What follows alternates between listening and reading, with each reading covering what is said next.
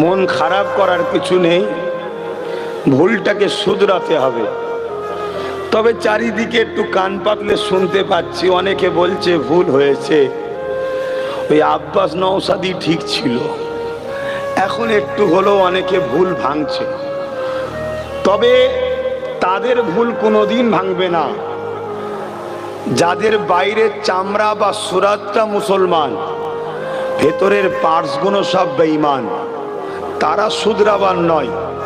যেমন আজকে দেখলাম অনেক কটা বেঈমান সেকুলার সেজে মুসলমান দাবি করে সব হুড়োহুড়ি করছে, দেখেন মাথায় ঢুকছে না? ঢোকে নে। এই শয়তানগুলোকে আমাদের চিনতে হবে।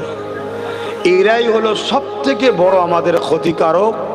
কেন? এদের লেভেলে মারা আছে মুসলমান, কিন্তু ভেতরের মাল যে কোনো পার্টস আছে সব হলো বেঈমানের।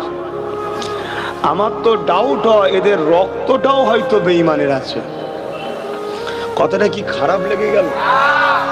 না হয় এত বড় গাদ্দারি কি করে করতে পারে? এত বড় গাদ্দারি কি করে করতে পারে? মসজিদের সাথে, মাদ্রাসার সাথে হয়তো লোভ লালসায় আমার সাথে তোমার সাথে করতে পারে, কিন্তু মসজিদ, মাদ্রাসা, কবরস্থানের সাথে, ঈদগাহর সাথে, খানকার সাথে এত বড় গাদ্দারি করে কি করে?